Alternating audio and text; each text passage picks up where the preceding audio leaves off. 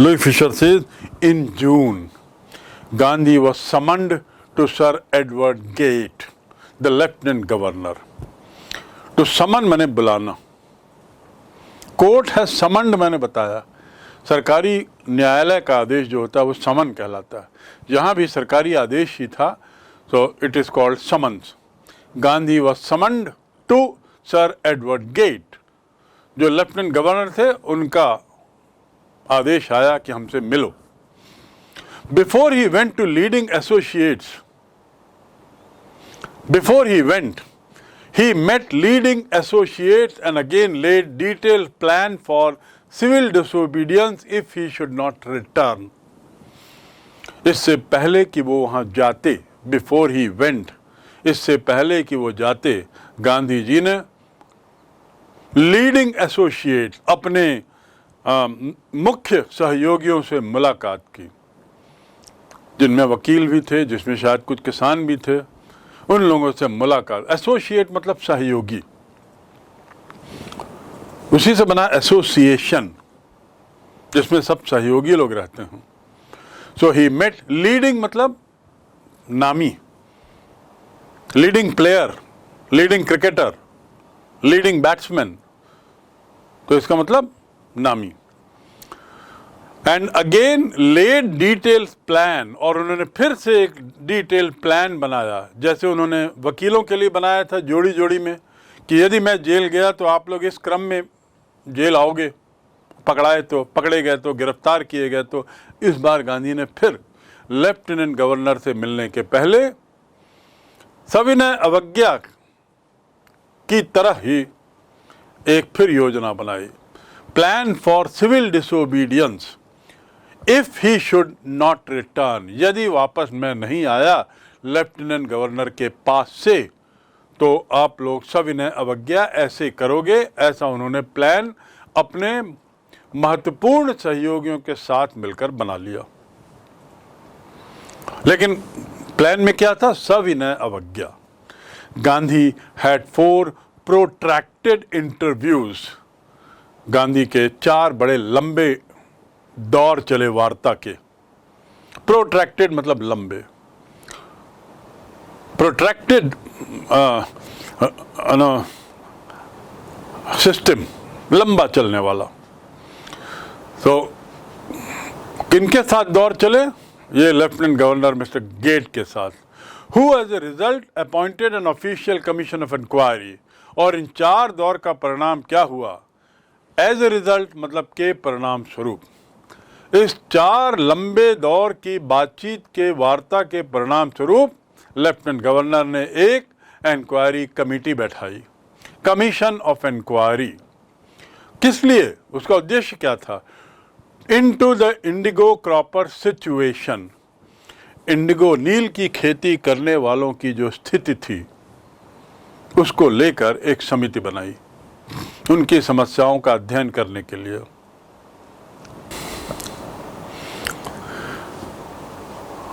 कहाँ गांधी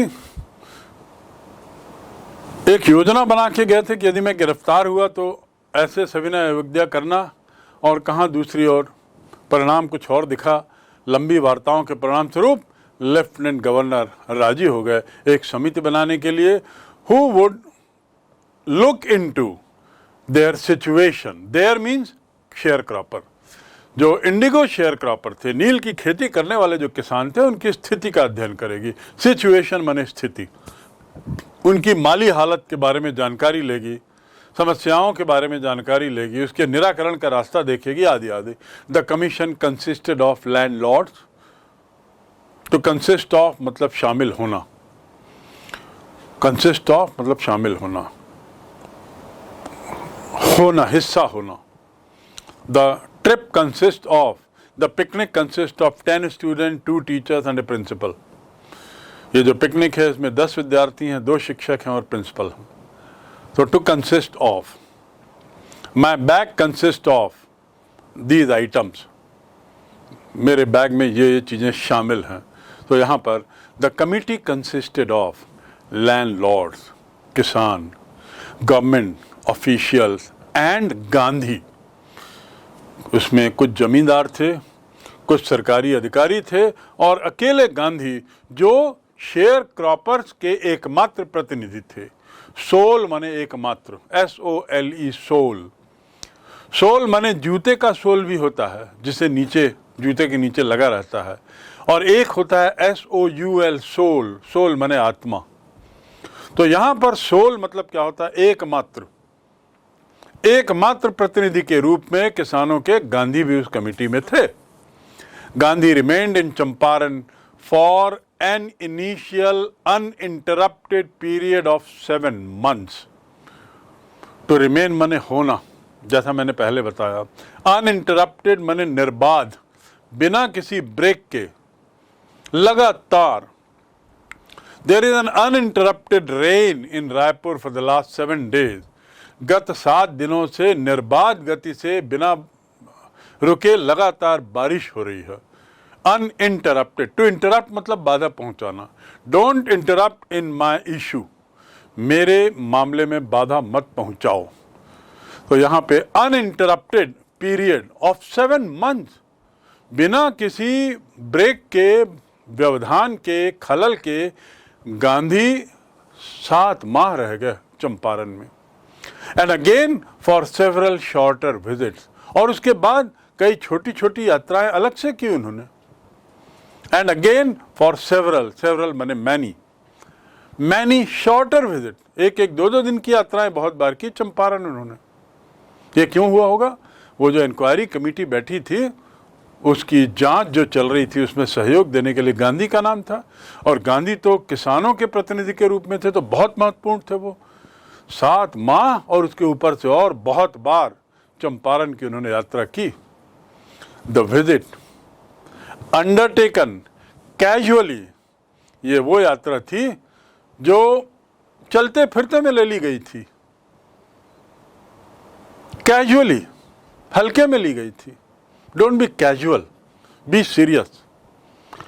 हल्का फुल्का मत लो, थोड़ा गहरे बनो, be serious.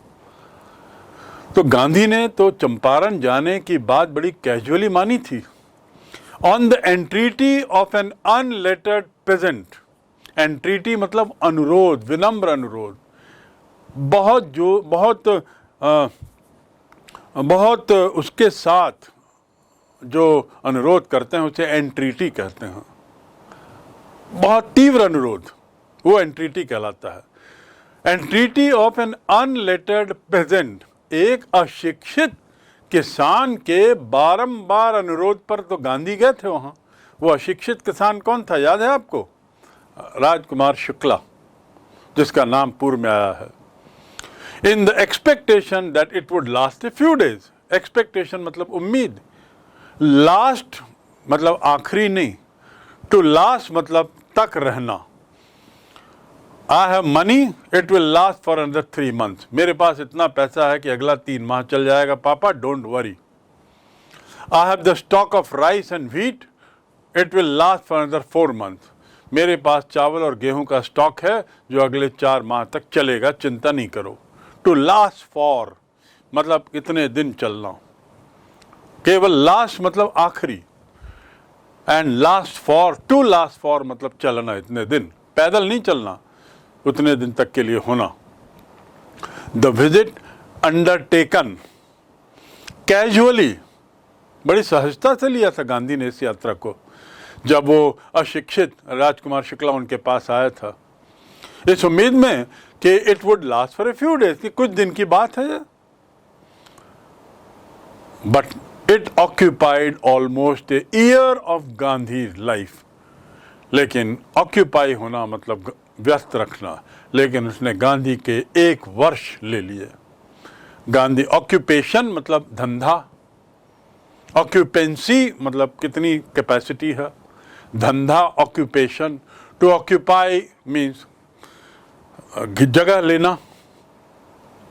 The thought of my parents illness has occupied my mind, मेरे पेरेंट्स की बीमारी ने मेरा दिमाग ले लिया है, मेरे दिमाग में जगह ले ली, अर्थात मैं सोच रहा हूँ उनके बारे में, सोच रहा हूँ उनकी बीमारी के बारे में सोच रहा हूँ। So here it would last a few days, Gandhi thought, Gandhi को लगा कि कुछ दिन होगा, ये बार बार बेचारा शुक्ला बोल रहा है और मेरे साथ साथ सब जगह गया है इस उम्मीद में कि मैं उसको हाँ बोलूँगा, चलो चलता हूँ, कुछ दिन का मामला है, वापस आ जाऊँगा। लेकिन लुई फिशर कहते हैं it occupied almost a year of Gandhi life. वहाँ तो लगभग 12 माह लग गए। द ऑफिशियल इंक्वायरी जो कमीशन बना था assembled a crushing mountain of evidences against the big planters. Assemble करना मतलब इकट्ठा करना, उसी से बना असेंबली। जो इंक्वायरी कमेटी थी उसने माउंटेन ऑफ एविडेंस इकट्ठा किया। एविडेंस मतलब उदाहरण, माउंटेन उदाहरणों का पहाड़। एविडेंस मतलब उदाहरण नहीं, एविडेंस का मतलब होता है क्या बोलेंगे यार, साक्ष्य। साक्ष्य, एविडेंस का मतलब होता है साक्ष्य। तो उन्होंने बहुत सारे साक्ष्य इकट्ठे कर लिए। किनके खिलाफ? Against the big planters. Indigo plantation, नील की खेती में जो बड़े बड़े प्लांटर्स इन्वॉल्व थे उनके खिलाफ, उनके अत्याचार के खिलाफ। And when they saw this, they agreed in principle to make refund to the peasants. और जब they means what? Planter, Indigo से संबंधित जो प्लांटर थे, उन्होंने जब देखा कि इतने सारे साक्ष्य इन किसानों ने इस इंक्वायरी कमीशन को उनके खिलाफ दिए हैं तो घबरा गए। Mountain of evidence. And when they saw this they agreed, वो राजी हो गए। किस बात पे राजी हो गए? उसूलन, इन प्रिंसिपल मतलब उसूलन, सिद्धांत स्वरूप। यहां देखिए प्रिंसिपल की स्पेलिंग देख लीजिए और स्कूल के प्रिंसिपल की स्पेलिंग अलग होती है। खुद आप देखें उसकी स्पेलिंग क्या है। और ये प्रिंसिपल की स्पेलिंग है सिद्धांत, इसका मीनिंग है सिद्धांत। तो सिद्धांततः ये इंडिगो प्लांटर्स जो थे, जो इंडिगो की खेती करवाते थे, वो उसूलन इस बात पे राजी हो गए कि हम किसानों को उनका पैसा वापस कर देंगे। आखिर सारा आरोप पैसों का ही तो था। गलत तरीके से पैसा जो किसानों से लिया जा रहा था, 15% शेयर और भी कई गड़बड़ियाँ थी, हम इन्हें वापस कर देंगे। इस बात पर एक तैयार हो गए। कौन? Indigo planters. But how much must we pay? हम कितना दें?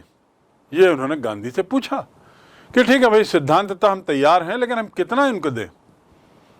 पूरा पैसा वापस करें? कितना वापस करें? They thought he would demand repayment in full of the money which they had illegally and deceitfully extorted.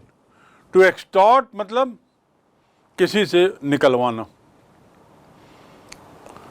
Extortion मतलब क्या होता है? वसूली करना। आपने सुना होगा जबरन वसूली मतलब एक्सटॉर्शन। बदमाश लोग करते हैं कई बार, राहगीरों से जबरदस्ती वसूली करते हैं जिसका कोई उद्देश्य नहीं, केवल पैसा लेना और दूसरे के पैसे पे ऐशो आराम करना। सो यहाँ पर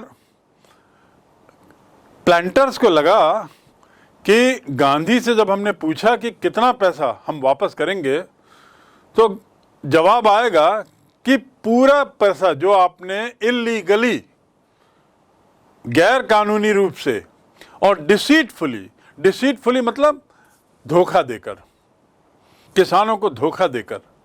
इसमें कई तरह के धोखे थे जिसका जिक्र मैं यहाँ नहीं करता, पर आज भी कई बार आप गांव में पाओगे कि किसानों के साथ बड़े धोखे करते हुए जमींदार लोग आज भी पैसा उगालते हैं। और वो प्रथा उस समय भी थी, पर बहुत बड़े स्तर पे थी। तो धोखे से जो पैसा हमने कमाया है, जो इनसे जबरदस्ती वसूली की है, ये पूरा का पूरा पैसा हमें वापस करना होगा, ऐसा जवाब आएगा गांधी का। डिसीटफुली एक्सटॉर्शन, जबरन वसूली, which they had illegally done with sharecroppers। लेकिन ये जो इंडिगो प्लांटर्स थे ये भी चौंक गए गांधी का जवाब सुनकर। गांधी से उन्होंने पूछा कि भाई कितना पैसा, और उनको लगा कि गांधी कहेंगे भाई पूरा पैसा जो आप लोगों ने इलीगली लिया है। तो गांधी क्या कहते हैं, ही आस्क्ड ओनली 50%। उन्होंने कहा जितना आपने गलत तरीके से इन लोगों से पैसा लिया उसका केवल 50% दे दीजिए।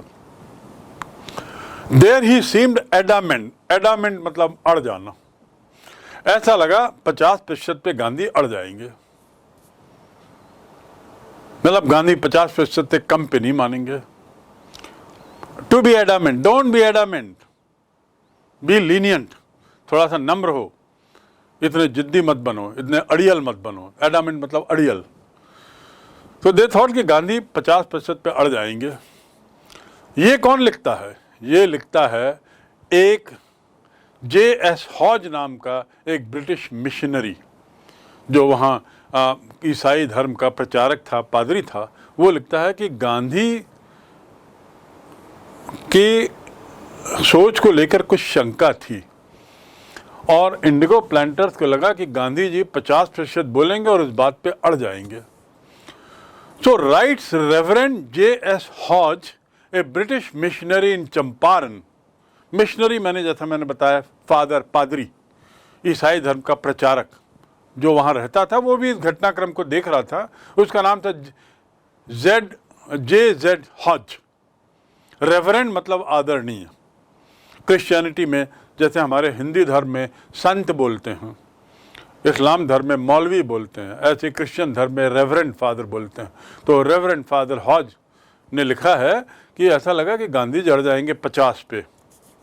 Who observed entire episode at close range. Episode मतलब घटनाक्रम, ऑब्जर्व माने देखना, क्लोज रेंज मतलब निकट से जिसने पूरे घटनाक्रम को देखा था। पूरा घटनाक्रम, चंपारण में गांधी का आना, फिर किसानों का आना, फिर न्यायालय, न्यायालय के बाद एलिफेंट से पकड़ के लाना, और ये सब पूरा घटनाक्रम जो बड़े निकटता से वो फादर देख रहे थे, उसको लगा कि गांधी जी 50 पड़ जाएंगे। Thinking probably that he would not give way. To give way मतलब बात मान लेना। Give और way दोनों के अलग अलग अर्थ हैं, लेकिन to give way मतलब बात मान लेना। I gave way, finally मैं बात मान गया। That Gandhi would not give way, Gandhi बात नहीं मानेंगे। The representative of the planters offered to refund to the extent of 25%। जो प्लांटर्स के जो प्रतिनिधि थे उन्होंने कहा 25% हम आपको दे देंगे, वापस कर देंगे, और ये मानते हुए कहा कि गांधी जी उनकी बात नहीं मानेंगे। That Gandhi would not give away. उन्होंने 25 कहा और लगा उनको कि शायद ये गांधी 50 बोलेंगे, हम 25 बोलेंगे तो 50 पे फाइनली बात तय होगी।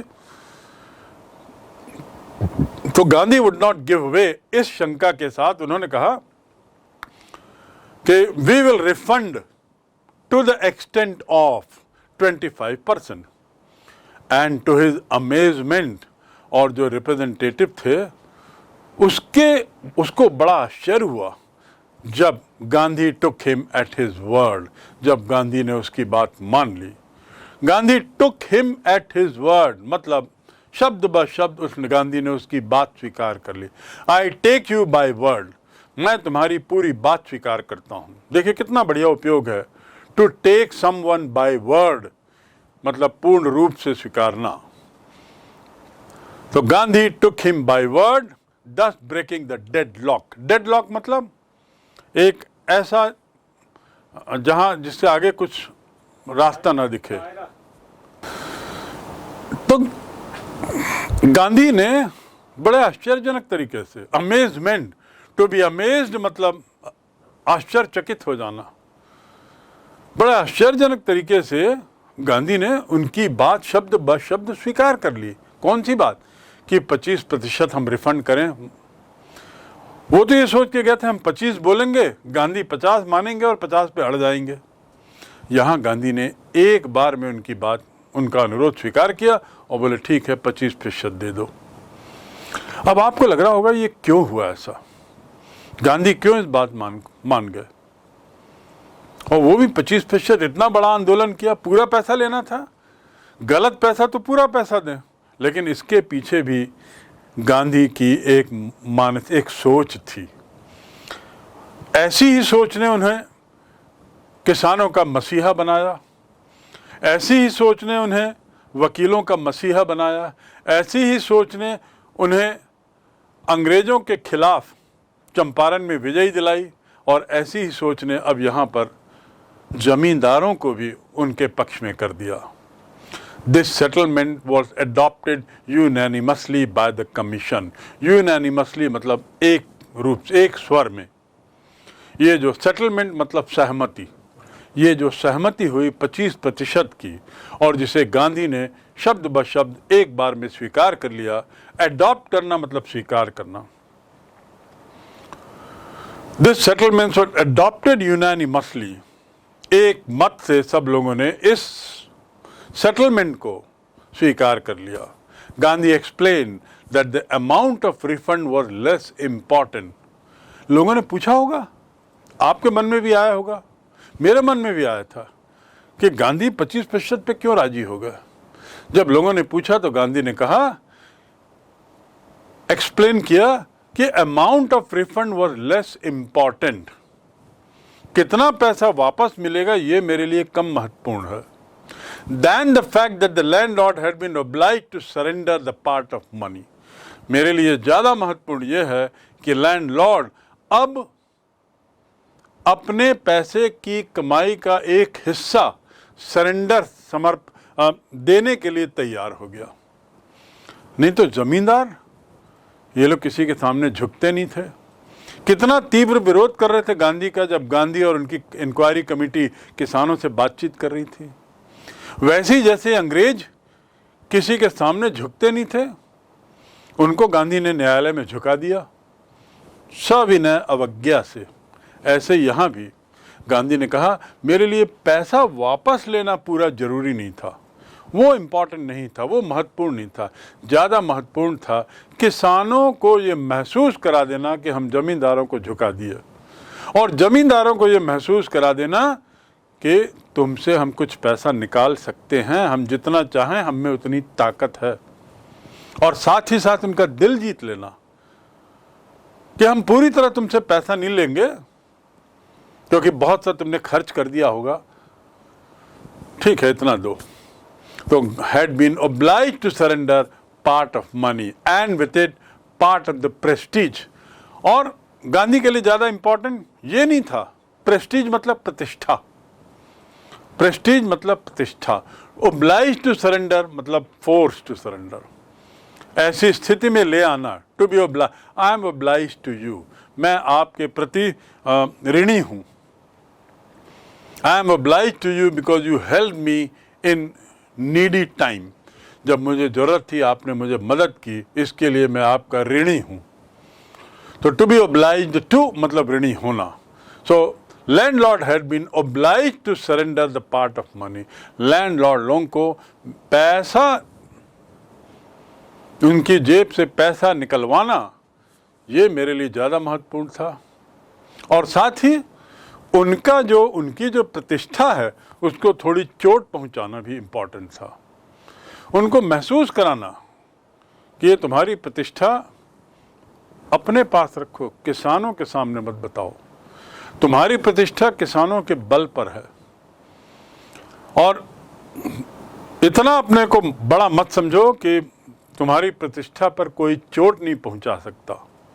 ऐसा गांधी ने एक तरीके से मानो 25% पर सहमत होकर ये सब मैसेज दे दिया। इसलिए प्रेस्टीज मतलब मैंने बताया प्रतिष्ठा, प्रतिष्ठा को चोट पहुंचाना जो उद्देश्य था वो पूरा हो गया। साथ ही किसानों से पैसा निकलवाना, जमींदारों से पैसा निकलवाना, ये क्षमता साबित करना भी संभव हो गया। Therefore as far as peasants are concern, जहाँ तक किसानों की बात है, सो फार एज फार एज मतलब जहाँ तक, एज फार एज मतलब जहाँ तक, एज फार एज किसान वेर कंसर्न जहाँ तक किसानों की बात है, The planters had behaved as lords above the law. अभी तक ये जो प्लांटर्स थे, इनका व्यवहार मानो ऐसा था कि ये कानून से ऊपर हैं.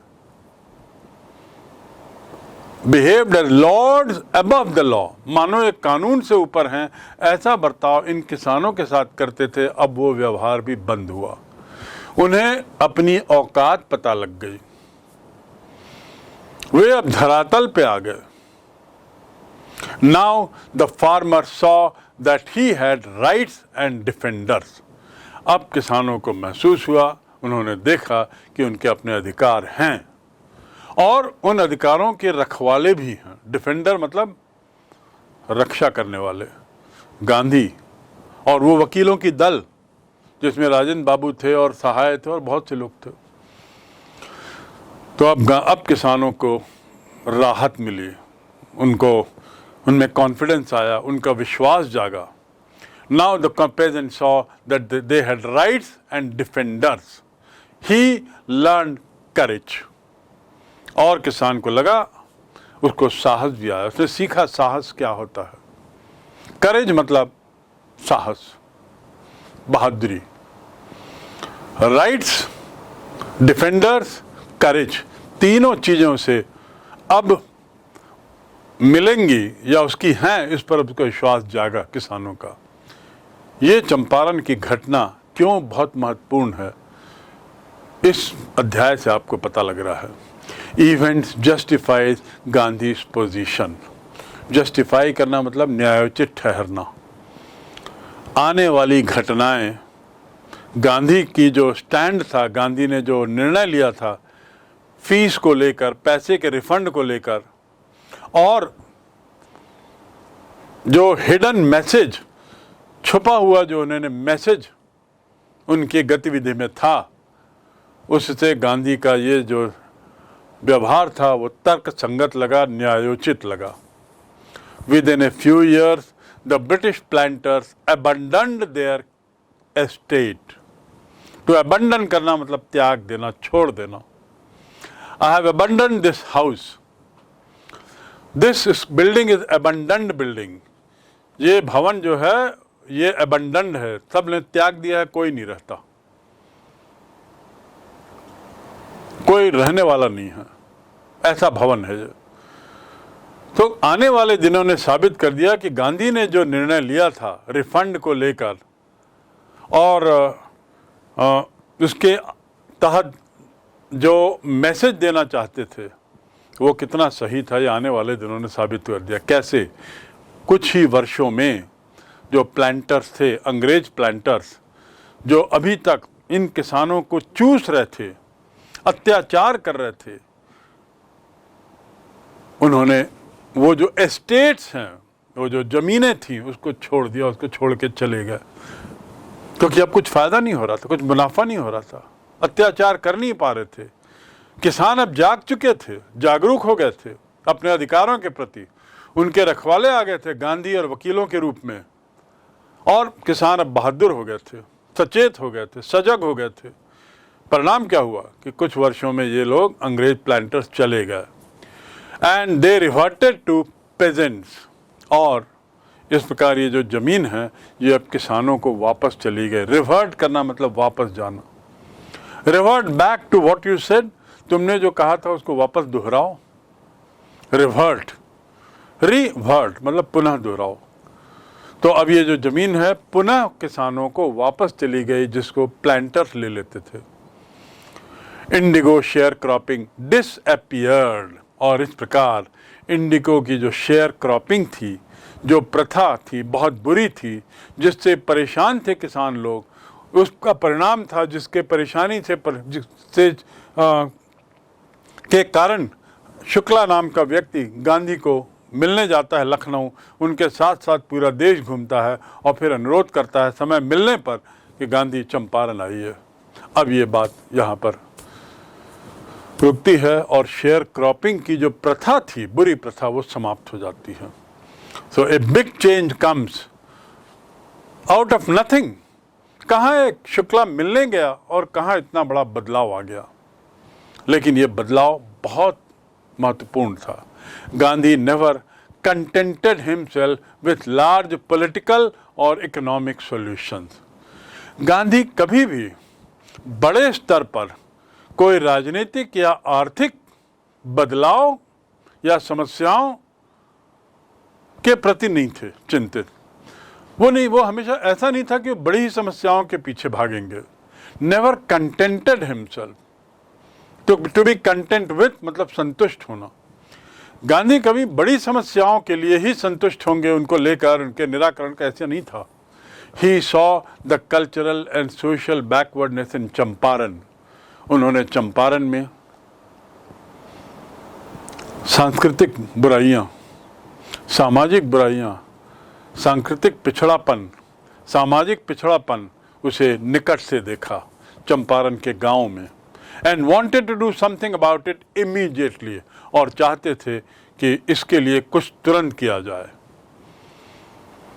गांधी बड़े बड़े कार्यक्रमों के लिए नहीं थे कि बड़ी आर्थिक समस्याओं को ही देखें, बड़े राजनीतिक समस्याओं में उलझें। उनके लिए छोटी समस्याएं भी बहुत महत्वपूर्ण थी। चंपारण की समस्या उनकी नज़र में शुरू में बड़ी छोटी समस्या थी, लेकिन वो सोचते थे कि छोटी समस्या से ही बड़ी निराकरण निकलते हैं। So here now Gandhi wants to change social life, cultural life of the people of Champaran. He appealed for the teachers. उन्होंने टीचरों के लिए अपील की। किनको? महादेव देसाई और Narhari Parikh, two young men who had joined Gandhi as disciple. Disciple माने शिष्य। ये दो व्यक्तियों ने, नरहरि पारिक और महादेव देसाई ने जो गांधी के शिष्य थे, उनको उन्होंने अपील किया। परिणाम स्वरूप क्या हुआ कि ये दोनों व्यक्ति शिक्षकों से अपील की, तो ये दो व्यक्ति और इनकी पत्नियां volunteered for the work. To volunteer मतलब स्वयं सेवा देना, बिना किसी तनख्वाह की उम्मीद किए, बिना किसी सुख सुविधा ऐशो आराम की उम्मीद किए, मुफ्त में अपनी शिक्षा देने के लिए समर्पित होना, उसे कहते हैं volunteer. So Desai, Parikh and their wives, they came forward to give free education, free teaching. When Gandhi appealed, these two joined Gandhi. They were disciples, Shishya of Gandhi. Several more came from Bombay, Pune and other distant parts of land. Gandhi की शिक्षकों के पर appeal किए जाने का परिणाम यह हुआ कि several, many more, और भी बहुत से लोग पूना से आए, बम्बई से आए और देश के विभिन्न भागों से अब आ गए। कहाँ? चंपारण के आसपास। क्यों? गांधी के अनुरोध पे, शिक्षकों के अनुरोध पर। क्यों अनुरोध किया था? वहाँ सामाजिक बदलाव और सांस्कृतिक बदलाव लाने के लिए उन्होंने जो अनुरोध किया था, उसका परिणाम हुआ कि ये लोग आए। देवदास, जो गांधी का यंगेस्ट सन था, ही अराइव्ड फ्रॉम आश्रम and so did Mrs Gandhi. Gandhi का सबसे छोटा बेटा, जिसका नाम देवदास था, जो आश्रम में रहता था, और गांधी जी की पत्नी श्रीमती कस्तूरबा गांधी, ये भी अब आ गए वहाँ पढ़ाने के लिए गांधी की अपील पर, अनुरोध पर। प्राइमरी स्कूल्स वर ओपन्ड। प्राथमिक शालाएं खोली गईं। इन 6 विलेजेस, 6 जिलों में प्राथमिक शालाएं खोली गईं, और कस्तूरबाई टॉट द आश्रम रूल्स, और सबके काम बांट दिए गए, जिसमें कस्तूरबाई को आश्रम के नियमों को पढ़ाने का, आश्रम के नियमों को बताने का उसकी जिम्मेदारी दी गई। जहाँ तक कस्तूरबा की बात है, आश्रम के नियमों के अलावा सफाई, क्लीनलीनेस और कम्युनिटी सैनिटेशन। सैनिटेशन मतलब जैसे सुलभ शौचालय आप सुनते हैं, टॉयलेट्स, कम्युनिटी टॉयलेट, ऐसे टॉयलेट जहाँ पर जो किसी एक परिवार या एक व्यक्ति के नहीं बल्कि कम्युनिटी के लिए बना है। तो ऐसे कम्युनिटी टॉयलेट की सफाई व्यवस्था के लिए की बातें कस्तूरबा गांधी करती थी, पढ़ाती बताती थी, साथ ही सफाई की महत्ता बताती थी। और उसके अलावा प्राइमरी स्कूल्स में आश्रम के क्या नियम हैं, इस पर भी प्रकाश डालती थी, लोगों को, बच्चों को समझाती थी। हेल्थ कंडीशंस वर मिजरेबल। मिजरेबल मतलब शोचनीय, दयनीय। स्वास्थ्य की स्थिति बड़ी शोचनीय, दयनीय थी। Gandhi got a doctor to volunteer his services. Gandhi ने एक डॉक्टर को बुलाया जिसने स्वयं सेवा देने के लिए अपने को सामने लाया। फॉर 6 months, 6 माह के लिए स्वयं सेवी डॉक्टर की एक सेवा ली गांधी ने, जो वहाँ की स्वास्थ्य की स्थिति को सुधार लाएगा, लोगों के स्वास्थ्य में बदलाव लाएगा। 3 medicines were available, और 3 दवाइयाँ उपलब्ध थीं। पहला कैस्टर ऑयल, देखिए दवाइयों कैसी थी, कैस्टर ऑयल, दूसरा कुनैन, और तीसरा सल्फर ऑइंटमेंट। ये 3 दवाइयों के रूप में वहाँ पे उस डॉक्टर के द्वारा स्वास्थ्य सुधार के नाम से लाई गई थी। Anybody who showed a coated tongue was given a dose of castor oil. ऐसा भी कोई व्यक्ति who showed, जिसके जीभ में कुछ लेयर दिखाई दे, कोटेड, कुछ खराबी दिखाई दे, तो उसे क्या दिया जाता था? A dose of castor oil. Castor oil का 1 चम्मच उसे दे दिया जाता था। ये इलाज था। Anybody with malaria received quinine. जिसे कुछ मलेरिया होता था उसे कुनैन नाम की दवाई दे दी जाती थी, और साथ ही कैस्टर ऑयल दे दिया जाता था। Anybody with skin eruptions. Eruptions माने जो घाव हो जाता है, जो निकल जाता है फुंसी फुंसी जैसा, चमड़ी में जो स्किन की बीमारी। रिसीव्ड ऑइंटमेंट, उसे ऑइंटमेंट दिया जाता था, sulphur ointment plus castor oil. यानी इन 3 दवाओं से अधिकतर बीमारियों का इलाज। और उस ग्रामीण पृष्ठभूमि में अधिकतर लोगों को यही बीमारियां थी, तो कम से कम इन मुख्य बीमारियों से जिनकी संख्या बहुत ज़्यादा थी पेशेंट की, उस वो तो हटेंगी। और ये 3 दवाइयाँ था, 1 डॉक्टर था, और 6 माह वो रहने वाला था। तो इस प्रकार स्वास्थ्य का जिम्मा 1 डॉक्टर के हाथ और 3 दवाइयों के बल पर वहाँ पे ले लिया गया। Gandhi did not stop here. Kasturba पढ़ा रही थी, महादेव पढ़ा रहे थे, उनके दोनों शिष्य पढ़ा रहे थे, उनकी वाइफ पढ़ा रही थी, डॉक्टर को ले आए, पर गांधी यहाँ रुके नहीं और आगे बढ़े। He noticed the filthy state of women's clothes. Filthy मतलब बुरी, बहुत गंदी, बहुत ही गंदी स्थिति थी महिलाओं के कपड़ों की। जैसा सैनिटेशन मैंने बताया, सफाई से संबंधित, टॉयलेटरी से संबंधित। इरप्शंस मतलब फुंसियाँ, चमड़ी में जो हो जाती हैं, स्किन में हो जाती हैं। ऐसे ही फिल्थी मतलब बहुत गंदी। तो गंदी साड़ियों की जब हालत देखे, कपड़ों की हालत महिलाओं के, तो गांधी का ध्यान गया। He asked Kasturbai to talk to them about it. उन्होंने कस्तूरबा को कहा कि भाई इन महिलाओं से इस अपने गंदे कपड़ों के बारे में भी बात करो, उनके गंदे कपड़ों के बारे में बात करो। ही आस्क्ड, आस्क मतलब पूछना नहीं, आस्क मतलब कहना। उन्होंने कस्तूरबा को कहा to talk to them about it. It means about the dirty clothes, filthy clothes. One woman took Kasturbai into her hut. जब कस्तूरबाई महिलाओं को बता रही थी गंदी साड़ियों के बारे में, तो एक महिला उनको ले गई अपने हट में। हट माने झोपड़ी। शी टुक कस्तूरबाई इनटू हट, अपने हट में ले गई, अपनी झोपड़ी में ले गए और कहा, look there is no box. यहाँ कोई बॉक्स नहीं रखा है। There is no cupboard. Cupboard मैंने आपको बताया था पहले भी, कबर्ड मतलब रैक। उसकी हम लोग कबोर्ड बोलते हैं जिसे, वो एक्चुअली कबर्ड है। और उसकी स्पेलिंग देखिए, cup plus board, but pronunciation is cupboard. तो यहाँ कोई बॉक्स नहीं रखा है, देखिए यहाँ कोई कबर्ड नहीं रखा है कपड़ा रखने के लिए। The sari I am wearing is the only one I have. जो साड़ी मैं पहन रही हूँ वह एकमात्र साड़ी मेरे पास है। ये उसने कब कहा? जब कस्तूरबाई इन महिलाओं को गंदी साड़ी को लेकर लेक्चर दे रही थी। तो वो महिला थोड़ी सी विचलित हो गई और उसने कहा, कस्तूरबाई आइए मेरे कमरे में, मेरे मकान में, मेरी झोपड़ी में, और देखिए यहाँ का दृश्य।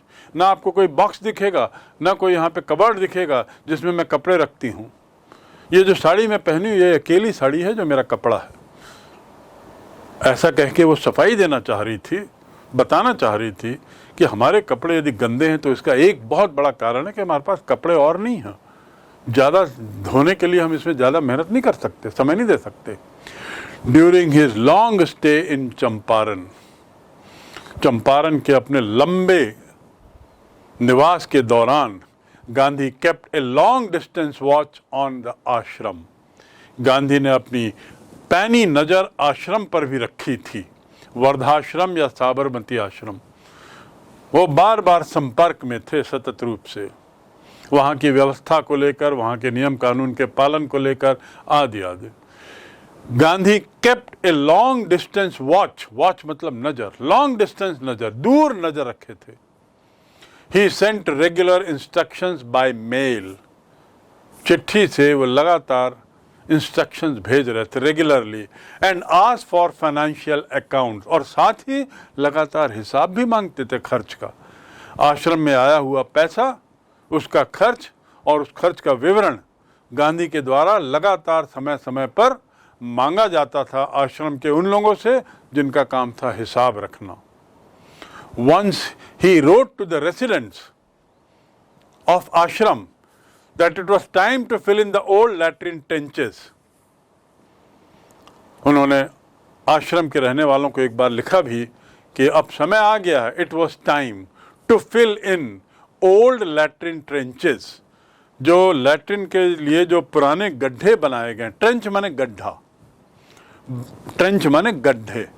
पुराने ज़माने में गड्ढों में लोग लैट्रिन करते थे, बड़े बड़े गड्ढे बनाए जाते थे, उसमें लैट्रिन करते थे और फिर जब वो भर जाता था तो पाट देते थे।